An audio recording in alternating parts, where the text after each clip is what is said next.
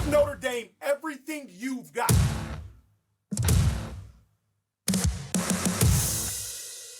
Our Lady Queen of Victory! Pray for us! Let's go!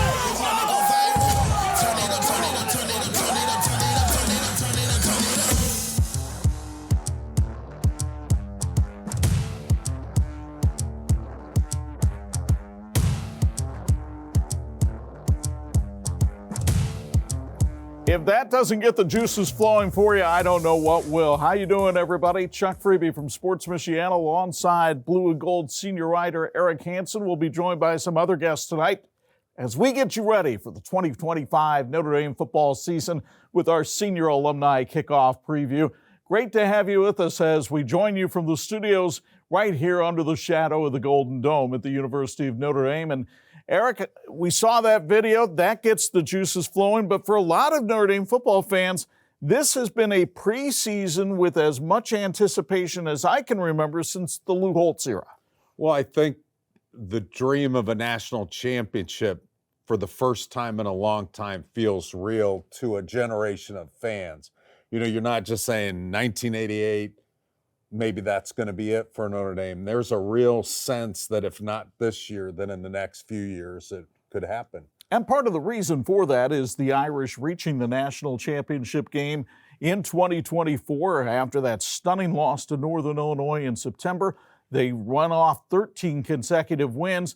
A team that hadn't won a New Year's Day major bowl game since 1993 wins 2 in the span of 1 week and then winds up playing for the national title. So in the words of a group familiar with many of our viewers, Steely Dan, can they get back, Jack, and do it again? Well, I think they have a fighting chance to do it. When you look at the problems going into training camp, they were first world problems. You know, it's like, what's the depth going to be look like at certain positions rather than, who's going to play wide receiver. Now, the quarterback is certainly interesting, and it's the experience factor, but it's not a question of talent. Well, that is one of the things that we expect Marcus Freeman to address tonight. And as a matter of fact, the head coach of the Fighting Irish is standing by with our normal host, Pat Scanlon, who I'm filling in for tonight. Pat is over with Marcus right now. And go ahead, Pat, have a chat with the head coach. Well, we always appreciate when head coach Marcus Freeman spends a few minutes for our senior alumni kickoff preview. Marcus, thanks so much for joining us again. Year number 4, your players, your recruits, your staff. How does this team reflect your identity in year number 4, do you think? Well, I think, they understand the expectations. They understand the standards that we have. A lot of these guys you've recruited, most of all of them. And they understand the culture that we aspire to have in our football program. And so the expectations are clear. And the older guys that have been here understand what that looks like. And I think what happens is you see those guys starting to lead the younger guys. And that's, to me, how I am a reflection of what this program is 4 years. Coach, it's Notre Dame. You got to talk quarterbacks, and you've got 2 good ones competing for the starting job. C.J. Carr, Kenny Minchie. What are you looking for, and how are you going to make that evaluation, and to who winds up number 1 against Miami? More than anything, we're looking for consistency. And how they become consistent is through self-improvement, right? It's not as much as a battle between Kenny versus CJ as much as it is Kenny versus Kenny and CJ versus CJ. That's the challenge. And that's how you earn consistency is understanding that the battle is within and it's not against an opponent. And so they'll battle it out. And at some point when, to me, their play dictates that we need to name a starter, we will. Coach, a great running back room led by Jeremiah Love, who's getting some Heisman attention. It's been a long time since Notre Dame had a Heisman winner and Timmy Brown, but tell us a little bit about what he brings to the offense and exemplifies as a leader of this team. I think more than anything, he brings a explosiveness, a home run threat every time he gets the ball in his hands. He's doing a wonderful job at protecting the quarterback, right? And that's with the ball and without the ball. And he's a guy you can move all around the field and find ways to get the ball in his hand. And so, I don't think anybody has the aspiration to go out there and say, we got to find every which way to give Jeremiah Love the ball and to win the Heisman, like he wouldn't want that. But we know to be successful, we got to get the ball in his hands. And if that is warranted of a Heisman Trophy, then I'm sure he'll earn it. Coach, when you look at the depth chart, it's a pretty stacked depth chart, a lot of great talent, depth in talking about that. But as you look at least the defensive secondary, when did we become cornerback you and defensive back you? Because you've had some great players that have gone on to the NFL and others ready to take their roles, it seems. Yeah, I think it's a reflection of recruiting. And Coach Mickens has done a wonderful job of really recruiting the right individuals and developing them. He's done a terrific job with our entire defensive back room. And so we keep doing a good job of bringing in this great talent. I know Coach Mickens and that defensive staff will develop them. Finally, Coach, 16 games last year, reaching the national championship game. What did you learn? It seemed like it was almost a war of attrition playing 16 games, the longest season ever in Notre Dame history. What did you learn and take away as you prepared for this 2025 season? Well, it's going to take depth. You think of the course of last year's 16-game season and the amount of different players that played and different guys that started. It's going to take depth, and where you're at today doesn't determine, what's the role is going to be tomorrow. But we got to understand it's handling success, right? If you want to try to make a run like that, you got to handle success and be able to handle some adversity too. And, it's a long season. We got to focus one game at a time and make sure we're as prepared for this first one as we can. Coach, thanks very much. Let's do it again, and maybe with a first-round bye this year. All right, thank you. And our thanks to Coach Marcus Freeman and Pat Scanlon for that interview. A lot to chew on there, Eric. Let's start with the last thing, though, that Marcus Freeman talked about, and that's the depth of this team. And again, I go back to the Holtz era because that might be the last time we saw an Irish team with this much depth. Yeah, Notre Dame does a great job. They did it last year. They'll do it this year. Not just, okay, here's our plan B in case there's an injury, but we're going to rotate a lot of players that are equal abilities. And you see that especially on the defense, but you see it at wide receiver and running back and tight end too. The one place where they also have a decision to make, he mentioned it, the quarterback. Now, we're recording this on August 14th. You might be seeing it later. But as for now, they have not decided or announced a starting quarterback. So let's talk about the strengths of the two candidates, C.J. Carr and Kenny Minchey. Well, let's start with Kenny Minchey because I think his strengths have morphed the most. We always knew that Kenny Minchey had multiple dimensions to his game, but one of those dimensions wasn't always making great decisions, and that was from his experience. And during the spring, during summer, and now during training camp, we've seen better decisions from him. And so Mike Denbrock has always liked quarterbacks that can put pressure on a defense with a running game. C.J. Carr is an elite passer and a good enough runner to be Notre Dame's quarterback, to be a quarterback that can get you a championship game. Where he has some growing pains is the nuances of defensive coverages and things of that nature and having to deal with chaos. And that's one of the things that Mike Denbrock, Marcus Freeman tried to do in this training camp was create that chaos to help him grow. When you look at them collectively, I think a lot of people thought, well, they went a long time with a decision. Is that a bad thing or a good thing? For me, it's a good thing because they made each other better. It's not a default decision. Right. It wasn't as though one player was so bad that the other one got the job. This has been stringing along. And here's the thing. No matter who the quarterback is, you're going to have a quarterback taking basically their first meaningful collegiate snaps against two top 25 teams to start the season. Let's look at the schedule that is in front of this Notre Dame team here in 2025. And it starts off very tough and very strong. 3 top 25 teams within the first 5 games. Yeah, you have Miami on the road where Notre Dame has had some clunkers, especially against Miami. Texas A&M, a team that they had a great game at in College Station, Texas, and now they'll have them at home. Then you got Purdue. I'll tell you, Arkansas is a tricky game. Yes, it is. And then Boise State, that's just the first 5. And there's some tough ones later in the schedule too. But by then, the quarterback will have the training wheels off. Well, and who knows if the quarterback that we see on August 31st against Miami will be the same quarterback that we see, say, on October 18th against USC. That's always something where Mike Denbrock has not been afraid to change quarterbacks midstream. Well, and you could also see something like you saw with Jack Cohn and Tyler Buckner, or some other, times during Notre Dame history where there's been a change-up type quarterback or a package quarterback.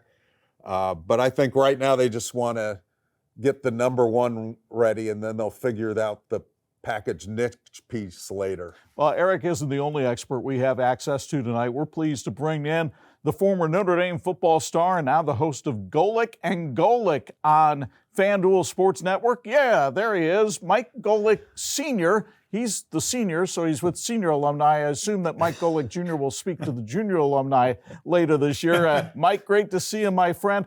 I know you're always excited about Notre Dame football, but what has you the most excited about this program right now under Marcus Freeman?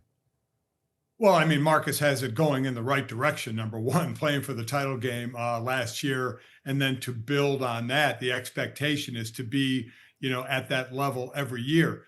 He's a players coach. Players love him. He recruits well. We're in an era of the portal. And as Marcus said, they'll minor in the portal. They won't major in the portal. They haven't had a wholesale turnover like some other P4 teams have had by players just jumping in the portal and leaving, because now it's on the coaching staff to not just recruit 18-year-olds, but recruit 19-year-old freshmen, 20-year-old sophomores, 21-year-old juniors to try and keep them in the fold. And I kind of like the way he's going about it, really just filling spots in the transfer portal that he needs. Last couple of years, it was quarterbacks with Sam Hartman and Riley Leonard. Now you go to the homegrown between Minchie and Carr. But now you pick up a couple of wide receivers, a Malachi Fields, a Will Pauling, because you need more depth and big playability at the wide receiver position. So he knows the players to pick. They have the recruiting coaches to go out and get the talent in there. The next couple of classes already are rated very highly. So it is a program that is just retooling, never really rebuilding. And that's a feather in Marcus's cap. Well, they had to retool on the staff a little bit this year, too, with Al Golden leaving and going to become the defensive coordinator for the Cincinnati Bengals. What do you know about his replacement, Chris Ash, and what has impressed you about him so far? I love Chris Ash. And listen, the experience he has in the Big Ten, the SEC, the NFL, he'll take the existing system and he'll build on it. He loves the over front, which will let the linebackers, this whole defense is strong, quite honestly, very deep on the line, excellent linebackers, and certainly a great defensive backfield. But an over front with the line will let the linebackers flow a little bit more. He's aggressive. He loves disguised blitzes. I love disguised blitzes. If you're a defensive player, you love disguised blitzes. Now, the key to a disguised blitz is disguising it, right? It's not rocket science. Is to where at times you're not blitzing, you're bringing 4. Looks like you have 6 at the line, but you're just bringing 4, but you've confused the offensive line enough in their protection that you end up with a free rusher. He loves doing that, but you have to have the players with the ability to hold the disguise up to the snap, and not, because the worst thing you can do is give it away and let the offense pick it up. But I love how he'll just add on to the system that was already in place. And again, he's aggressive. Defensive players love to be aggressive. They don't want to just react. They want to attack and react. And that's a Chris Ash specialty. Mike, I got one for you. We've talked about the X's and O's. We've talked about the coaches and recruiting, but we're moving into a new rev share era. We're kind of shifting from just NIL to this revenue share. What's your confidence that Notre Dame can not only survive in this new world, but thrive in it? Well, I mean, revenue share is basically the same amount for each athletic department, right? $20.5 million. Now they can spend it however they want. You can, and we know the majority will go to the football programs around the country, and then men's basketball, women's basketball, and then the rest for everybody else. So I think from that standpoint, they're still going to be able to compete. They'll probably spend 13 to 15 mil a year on the football team off of that, but you also still have the NIL component. Now I know, listen, there's still not enough guardrails up on this. Now I'm pro player. I'm glad they're getting paid. But the NIL, they're trying to rein it in to say these have to be market-worthy deals. They can't be, watching a plant grow and getting $1 million. It has to be market value for an NIL deal. So I do think from the revenue share standpoint, Notre Dame will certainly be able to compete. I think they'll pay enough. It'll be interesting. And I don't know how much we've seen it. Not much has been public about it. But because players usually know their hierarchy in the locker room. And that's the one thing you can run into now when an athletic department has X amount of dollars to spend and that's it. How they choose to spend it and how much they choose to spend on each player, do you get some jealousy in the locker room? Saying, I deserve as much as this player or more than this player, or why is he getting more than me? Those are intangibles you're going to have to deal with. Every program is going to have to deal with it. So that, again, is going to come down to Marcus Freeman's leadership in the overall scheme of things. Well, in fact, Mike Loxley at Maryland said it tore his locker room apart last year for the Terrapins. Right. But I think Marcus has done a great job with that. And, of course, look, we're all fans here, too, watching this. So every fan sits there and says, yeah, they've got all these good things going for them, but I'm sure you look at the team and say, okay, what's the one weakness that concerns you going into the season? Well, I mean, I think a weakness is the one thing that Notre Dame has lacked is that pure pass rusher, right? That one guy that you could count on in a one-on-one pass rush situation to get to the quarterback. You have a few guys getting to the quarterback, or you have a blitzing scheme to get pressure on the quarterback. But when you need, and listen, the best way to go about it is to be able to drop 7, right? Rush 4, drop 7, and get pressure on the quarterback. That way you have 7 deep. The opposing quarterback has a tougher time finding a hole in the defense when there's 7 back. But you need that one guy. You'd love a couple, but you need at least that one guy who can either win a pass rush situation, or the defense or the offensive line will have to slide to him, which will open up more one-on-ones for other pass rushers. So that's, while the D line is deep, probably like 8 veterans deep, and they'll be able to roll them in. And there's a lot to be said for that, to have fresh legs coming in, to be able to have that guy that you can count on to say, if there's a one-on-one situation, this guy's going to get pressure on the quarterback and let us drop 7 if we need to. Well, Eric, I know you've been to practices. I know you're usually big on guys named Babatunde, but I think you're big on a guy named Boubacar right now. Yeah, I love Boubacar Traore, and coming off a serious knee injury from last year, he's looked good, and maybe he will turn into the guy that Mike is talking about. And there's a couple other killer bees. Jordan Botello's a little bit ahead of his timeline, coming back from a torn pec in May. And then Bryce Young, the son of Bryant Young, he's looked good in practice so far too, but they got to do it on game day. Mike, one more question about the defense, and that's the linebacking core. Obviously, they had a guy like Jack Kaiser who was somewhat the quarterback of that defense. He wore the green dot in the helmet so that he could help call out the plays. It looks like Drake Bowen succeeds him, but what else does Notre Dame have around him at linebacker? I mean, Jalen Sneed, Kingston Villamuasa. I mean, what you have is some aggressive linebackers. The linebacker position has kind of changed over time.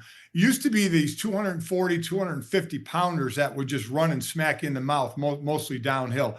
But now linebackers are a little smaller and a little better athletically. They can not only play up, but they can also go sideline to sideline, which again feeds into the Chris Ash over defense, which lets linebackers flow and use their athletic ability. So I love the linebackers Notre Dame has. I think they're incredibly athletic. Again, you don't want them taking on guards too much. You want to try and keep them free. But with the deep D line that I talked about, should be able to eat up the offensive line, hopefully, and let these linebackers flow. I want to take another look at the schedule with you too, Mike, and get your thoughts on it so far. Obviously, everybody knows that it starts out very strong. There is concern among fans that this might be the last time that USC ever comes to Notre Dame Stadium. Your thoughts on that rivalry, your memories of playing in that rivalry? Oh, I played them all 4 years, lost my first two, won my last two. Watched my brother Bob in 77 when they came out in the green jerseys and the Trojan horse. My brother Bob blocked a punt that game on their way to a national championship that year. I mean, the Notre Dame USC rivalry is fantastic. And USC, I heard them say that, well, Notre Dame's independent and we're in a conference. Well, it's only been that way for decades. I mean, it's just a different conference now. But, you have to look at it from USC side. Notre Dame would love to keep playing them. From USC side, how difficult do they want to make their schedule? Right? Do they go to 9 games or they have 9 games in the conference that they keep yelling at the SEC to get 9 games of conference games, but the Big Ten has 9 conference games. So do they want to play hard games outside of that? Obviously Notre Dame would be, or do you want to put yourself in a better position? And that's, I think, what USC is thinking about. I would love for it to keep going. I think it's one of the great rivalries. These are players that were both recruited by both schools. Who were maybe friends in high schools and then turn into rivals in college. It would be a shame if it ended. But boy, it is a tough schedule. You guys were mentioning Miami to start, then a bye, then A&M. Heard you mention Arkansas. Arkansas is an ice pack game. Sam Pittman, their coach, has such a tough team. What I mean by ice pack game is Notre Dame is a strong physical team. Arkansas is too. That is, both teams are going to be wearing bags of ice after that one. That's before Boise State then comes and visits. So Notre Dame, as usual, needs to jump out to a good start here. I don't know if you can hang with us. I hope you can, but I want to also bring in another friend of our program here, somebody who's been with us from the Senior Alumni Association show before, and that's Jamie Uyeyama, who is from Irish Sports Daily, the host of Hit and Hustle on that great site. And Jamie, I wanted to talk to you a little bit tonight about special teams because that's one area that we haven't touched yet. James Rendell is back, but I mean, Mitch Jeter saves the day in the Orange Bowl last year with the field goal. What do the special teams look like for the Irish right now? Well, I think with Rendell, it's going to be really interesting because he didn't get off to the greatest start last year. And then as the season wore on, he got quite a bit better. I think it's hard to say how good he's going to be. I think there's usually an adjustment for those Aussie kickers when they first come over, just getting used to it. And honestly, when he kicks it well, I mean, Eric's seen it at practice. It's beautiful. He can do things with it that you just don't see a lot of punters do. It's just that level of consistency there, but he didn't hurt the team with how he punted. It's just how much can he help the team and propel them in that area. And I think it's going to be interesting. Obviously last year, they were probably lucky to have all the success they had, despite Mitch Jeter being hurt for like a good portion of the season. And then even when he tried to come back, he wasn't all the way there. He was hugely clutch in the college football playoff and was fantastic for them. Obviously, the kick that got him to the national championship game against Penn State. And now it's the same kind of situation like they did with Jeter, and then what they did with Blake Grupe as well, where they're bringing in a kicker, Noah Burnett, who's has a very high percentage of made field goals in his career. He doesn't have the biggest leg. He's not a guy that I would say that he's going to be a weapon over 50 yards. That hasn't been his MO in his career. But I think a lot of times you don't want him to be that. You want to make the ones that you're supposed to make. And if he could do that, Marty Biagi's had like a pretty good track record working with kickers. Obviously, he's a guy who's worked in the kicking game for a long time too. And I think if they get that level of consistency there, they're going to be in good shape. We all know too, you always got to look out for what they do. They always have something in their bag in terms of, fakes and things of that nature that really have like swung games. Oh, And they've I'm made excited special about teams special, haven't they? Absolutely. And I'm excited about the return game as well too. I think they got a lot of good options there. That's what I want to follow up with you on. If you were Marcus Freeman, would you consider Jeremiah Love for kickoff returns? He wants to do it, but we know how that can go. And then is there somebody that you particularly like in the punt return game? Well, I like in the punt return game, I think it's really interesting because we saw, Eric, we saw in the first day of practice, it's Golden as a true freshman back there. And that's obviously a really intriguing. He's a heck of an athlete, was a big time two-way player in high school. I would love to see him and see what he can do there. It's always exciting when you get a guy, an athlete of that caliber there. But I kind of think that they're going to go in a little bit more of a safer route where it's going to end up being Jaden Greathouse, just like the reliability of his hands. He's not going to be a game breaker there, but he's going to, get what he's supposed to get most of the times. Or I could see Aeneas Williams being someone like that too, kind of similar to what Kyron Williams did when he was his returning punts in his last year. He wasn't breaking a lot, but he sure, made the most of his opportunities when he got those opportunities. And I think for the kick return game, everyone would love to see Jeremiah Love there. And I think you should have it in your back pocket as an option. I don't know how much they're going to want to do it because they are going to want to expand his role, especially what he's doing in the receiving game too. So you don't want to, put him in a situation where maybe that extra touch, you're regretting it, where he might get hurt. I mean, Jadarian Price only a couple years ago returned one to the house against USC. He's certainly an option there. I think they got plenty of options that they can go to that are pretty exciting. And they didn't pick up a Jaden Harrison in the portal like they did last year, but there's a lot of good internal candidates there. Jamie, you mentioned Dallas Golden in punt returns. He is one of a number of freshmen on this roster this year. And as we expect to see the two deep soon, I think you're going to see quite a few freshmen on that two deep, aren't you? Well, I don't think there's going to be maybe as many as there were last year, where you saw like they had 5 guys who played over 200 plus snaps on the year as true freshmen. That was kind of unheard of. Some of that certainly had to do with the injuries, but a lot of it was because those guys were just really, really good. And when you have guys like Kingston Viliamuasa, you have Bryce Young, you have guys of that caliber, Leonard Moore, those guys are going to play. Those guys are going to find a way onto the field. I think, Golden at corner, he's got a very good shot at being in the two deep. And he's someone who played a lot of safety, played a little bit of corner, played like on offense to a receiver in the backfield. He's got a sky high ceiling. And I think he's someone who's already, been working with the twos.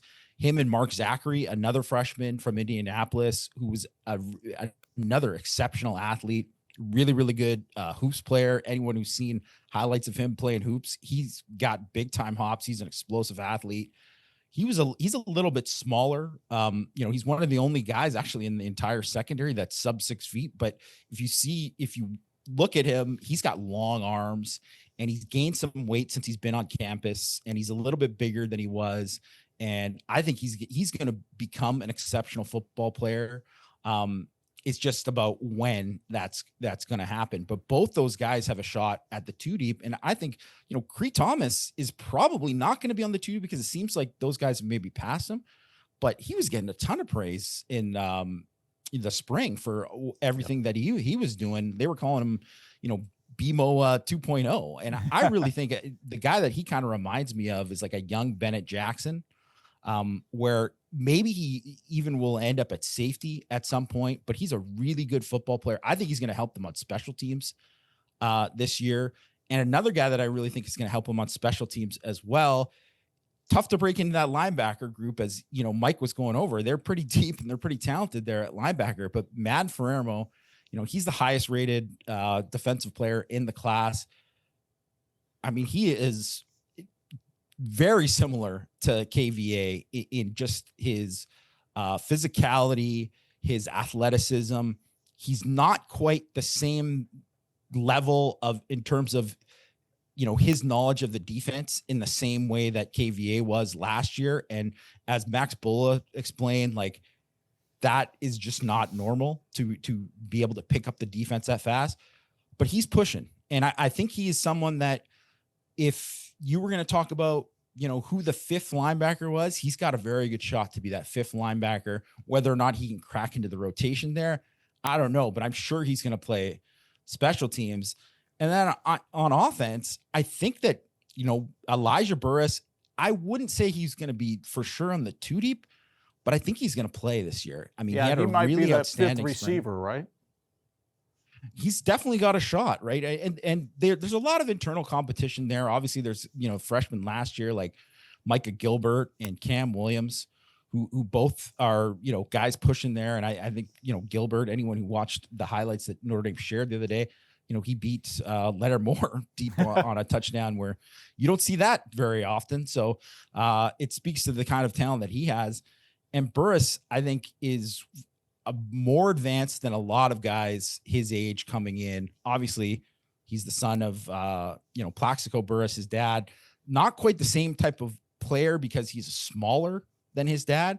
He's like a smaller, quicker version, but you can see that he's advanced in a lot of ways as a route runner. Just got a real savviness to his game. Kind of reminds me of like a TJ Jones as an athlete, and a really intriguing guy. And I think, you know, because of injuries at a couple other spots, I think that kind of opens up some opportunities there. I know Eric is also a big fan of James Flanagan, as I am, who was another Notre Dame legacy. I mean, they're just grabbing all these guys of the sons from the 1993 Notre Dame Fighting Irish. You know, Jim Flanagan's son, James Flanagan, is a tight end. He is a man. I think this guy has a chance to be special. And I don't know how much they're going to play with multiple tight ends this year compared to some years in the past, because they have so many good backs. They're deeper at receiver, so they might not be in 12 personnel quite as much. But with Kevin Bauman going out, I do think that Ty Washington, who's a, you know, transfer from Arkansas, he has probably the best chance. Him and Jack Larson, I would say, probably are ahead of Flanagan now, but I would guess that Flanagan, he's going to play this year because there's zero chance he's going to be a 5-year kid. He's going to be in the NFL after 3 or 4 years. He is really that talented, and he's going to be really exciting to watch. And then, you know, with Keydron Young going out, maybe that opens up an opportunity for Nolan James, who he could be this year's Audric Estime, in that he was a guy who was added very late to the class. They flipped him. He was a longtime Boston College commit, and he is someone who isn't really like Audric in his game. It's just more of when he committed. He's a lot more like a Kyron Williams. So I would say, so very similar to what you're getting with Aeneas Williams, but he's just bigger. And really, I think on a lot of other Notre Dame teams, he would definitely be playing right away, but they're so deep in the backfield. It's going to be tough, but I've heard nothing but good things about how, you know, advanced he is. He had a really good, you know, blue gold game that he was turning some heads. And then the one guy on the offensive line that I think, if they had to play someone, I think it would be Will Black. You know, he was the guy who came in. He came in the summer, so he wasn't there on campus in the spring, but he's the highest rated guy in the entire class. He's a 5-star offensive tackle. He's extreme Joe Alt vibes in terms of just his size and the way he moves, and everything about him, you know, projects that this guy is going to be a future left tackle for Notre Dame. But I think it said a lot that they were working him at guard right away, because Charles Jugusaw, everybody knows he went out with, you know, the unfortunate injury, you know, off the field, you know, broke his arm. And then that left an opening, and that's left an opening for Sullivan Absher's obviously competing there with Gerby Lambert's competing there, but they need depth. They need depth there. And they wanted to see what they can get out of Will Black. And from everything I've heard is that he's really been pushing there, and he's got a chance to be in the 2 deep. Jamie, let me bring Eric in here for just a second too, while we're talking about freshmen, because he's mentioning Will Black. I know you're high on Matty Augustine too. Yeah, Matty Augustine came in as a tackle just like Will Black. And one of the things that I give Joe Rudolph a lot of credit for is I want to get the best guys up the depth chart. And so both those guys have been seeing some reps at guard. Now, they may surface at tackle, but again, he's going to exhaust all the options to get them where they need to be on the depth chart. Also, let's point out for fans, too, that are watching this, there's no Shamrock Series game this year, but there is an Irish Wear Green game this year, and that'll be when Boise State comes to Notre Dame Stadium on the first Saturday of October. That's October 4th. And, Jamie, I want to come back to you really quick on this. Is that a game? They're ranked in the top 25 in the preseason. They always have a reputation, but I think sometimes Notre Dame fans might look down their nose at a team like that and say, oh, it's Boise State. They were handled pretty easily in the playoffs by Penn State. Is that a trap game on this schedule? I think because they're a playoff team, it won't be as much of a trap game in terms of for how Notre Dame prepares. I'm positive they're going to treat it like it's a very serious game, and they're going to come in ranked, like you said. But for fans that aren't aware that, you know, Boise's got players, like, yeah, they have players, and obviously they're losing Ashton Jonty, who's extremely talented running back, you know, top 10 pick in the NFL draft, and he was almost everything for them on offense last year. But they're one of the top teams in terms of returning production, in terms of the guys coming back for them, specifically on offense. They got their quarterback, Maddox Madsen. He's back at quarterback for them. They got their top receiver. They got their top tight end coming back. Those guys are, you know, probably NFL guys. Their left tackle is going to be an NFL kid. They're a talented team. And I would put them like they're closer to a Louisville in terms of talent than probably a lot of other people would give them credit for, just because they're a group of 5 team. They're easily, you know, a top like 3 in terms of talent group of 5 team. And I mean, they made the playoff last year, and they really gave Oregon all they could handle in the regular season too. They have talent. Jamie, you also brought up something that I want to get back to Mike Golic on, so we're going to bring him back in just a moment. But Eric, as we look at this schedule, we haven't really talked much about the second half of the schedule. I think another team that's lurking on it is Pitt. I know Pat Narduzzi really can't stand Notre Dame.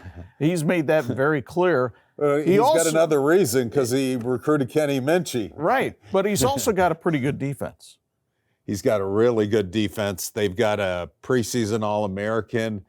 And I think he's got a really good placement for that game, because going from playing Navy and having to defend that offense and then going back to conventional offense is a rough transition. Yes. We saw it last year with the Army-USC transition. And so Pitt has them in Pittsburgh. I think that's going to be, for me, that's the trap game. But back to our friend Mike Golic from Golic and Golic on the FanDuel Network. And Mike, Jamie brought up the fact Plexico Burris' son Elijah is playing. We've got another son of a former Notre Dame player in James Flanagan playing here. Your son played at Notre Dame, and we're seeing so many NFL legacy kids committing to Notre Dame. What is it about Notre Dame that is so appealing to this specific group of people, these sons of NFL players, that Marcus Freeman is able to lure them in right now? Well, I mean, it's a combination of things. It's, you know, everybody thinks, you know, the Notre Dame, the fan and the Notre Dame alumni are arrogant to think we are the best school, but that's what we think. We think we have it all, right? Going all the way back to when my brother Bob committed in 1975, my parents wanted him to commit there because of the academics. let alone the athletics of it. And while the academics have kind of gotten lost in collegiate sports, in college, with the student athlete, has become less and less a term. It's still a term at Notre Dame. You still have to go to school. You still have to get your education there. And to boot, you have a coach that players love and is a great recruiter. And to boot, now you have an expanded playoffs where Notre Dame should virtually be in there just about every single year. So they'll be vying for a national championship every single year. And as we know, that's Notre Dame's only goal. Not being in a conference, there's no conference championship. It's all about championships, and the playoffs get expanded so you have a better chance every year. So, and oh, by the way, it's conduit to the NFL for those few people that can make it to the NFL. So it covers everything. And, it's the lure of the Golden Dome. So a lot of these kids whose dads went there, the dads talk about Notre Dame, with my boys, maybe there was a little bit of influence, around the house when they were growing up to try and brainwash them a little bit. But it's just around these kids when they grow up, if their parents went there or if their dad went there and played there and talk about it, it's just kind of in your mind. And the expectation is, well, this may be a place I want to go. Then you go there, you see the campus, you see the dome, you meet Marcus, you see the landscape of college football now, and you realize it's a great place to be. Mike, one other thing. Marcus mentioned in the interview, Pat asked him about Jeremiah Love being a Heisman candidate. And we've seen at practices, both Eric and I, they've taken Jeremiah Love and they've moved him around. They're putting him in the slot. They're letting him be a little bit more of a receiver as well as a running back this year. Can a running back win the Heisman? Back when you and your brothers played, running backs won the Heisman all the time. It doesn't happen that much anymore. Very difficult. Very difficult. I'm somewhat down on the award because I think it's a quarterback award, though last year, obviously, with Travis Hunter, it was a different story, but he was unique as a two-way player. So I think it's going to be very difficult for him to win. Obviously, if he has incredible stats and now Notre Dame going out of the national championship, we know the Heisman voting is done way before that, the first week of December. So that has nothing to do with it. So obviously you need the stats, you need the team to be doing extremely well. I would say if he is rushing for an incredible amount of yards and Notre Dame is undefeated and ranked 1 or 2 in the country, he'd have a shot, but still, it's a long shot because it truly is 95 to 97% of the time a quarterback award. All right. Mike, I just want to follow up since you were talking about Jeremiah Love. Probably every day I get asked, is Notre Dame going to run more two-back formations? I'm curious, as an X's and O's guy, do you like that concept? Well, I mean, as long as you hand the ball to both backs. It's kind of like the Wildcat. The Wildcat, whenever the running back who now is playing quarterback catches a ball and runs every time, who cares? You have to throw it and make the defense think, is this guy going to throw it or is he going to run it? So if you have two backs, you got to run them both. You have to use them both in the running game because I agree the tight end position isn't as deep. So I don't know if you'll see as much 12 personnel with 2 tight ends. So that may be an extra wide receiver or 2 backs. But as long as you make both backs a threat, the whole idea of offense is to make the defense think as much as they can, because that's one of the issues that Notre Dame offense is going to have. You have an inexperienced quarterback. Whoever starts is inexperienced, and Notre Dame is going to be a great running team. So again, this isn't rocket science. What do you think defenses are going to do? They're going to try and force Notre Dame to throw the ball, try and force Notre Dame quarterback to make quick decisions and load the box to stop the run. So that's the job, is to be able to run the ball effectively. And if you have 2 backs, like I said, use them both, make them both a threat. I'm going to go with all 3 gentlemen here. Mike, since you're on camera right now, we'll start with you. Short answer, multiple choice. Notre Dame is a bowl team, is a playoff team, is a semifinalist, is a national champion. Oh, I think they could be in the title game again. Absolutely. I see maybe 1 loss on the schedule, 2 tops, but that should still get them in, but maybe 1. Their defense again is just dynamite. It's just a lot of it is going to be on the maturation process of the quarterback. How quickly can he? I know CJ Carr has a better arm, but will he be the starter? We'll see. He's been turning the ball over in camp a little bit. Those are things you have to avoid. But I definitely think they can get as far as they got last year. Absolutely.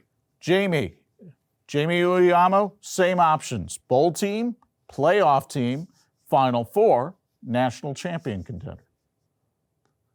I definitely think they're a contender. I'll say Final Four because when you get in the Final Four, all of those teams are great teams, right? And anything can happen there. But they just have the roster. The quarterback obviously is going to be the X factor when they get to that point in the year.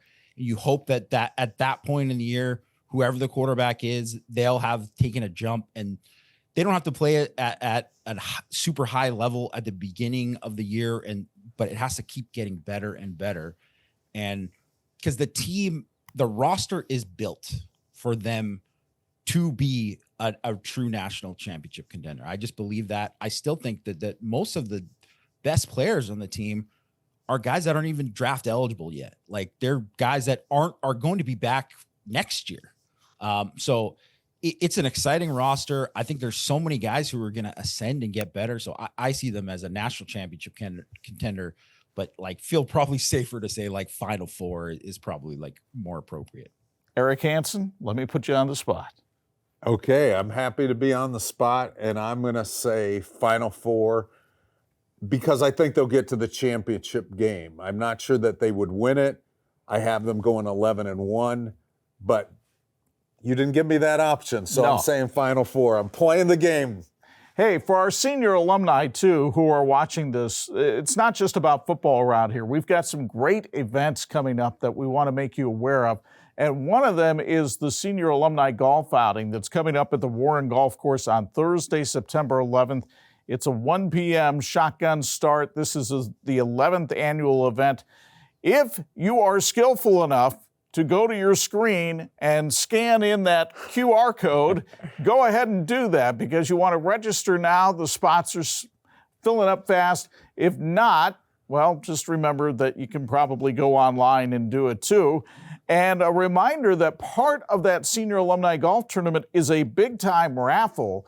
In fact, the first prize from the raffle is a golf trip in Scotland. That's unbelievable, but it's $100 a ticket. Only 250 of these are going to be sold.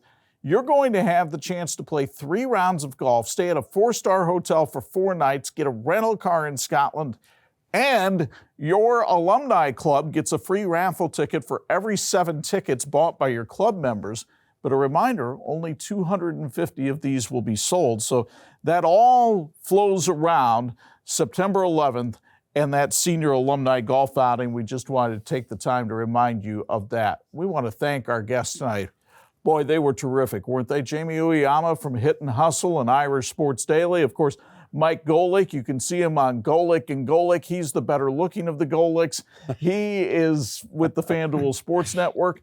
And, of course, my friend here, Eric Hansen, the senior writer for Blue and Gold Illustrated. For all of those people and our crew behind the scenes, it's Chuck Freeby from Sports Michiana, thanking you for watching. And as always, go Irish.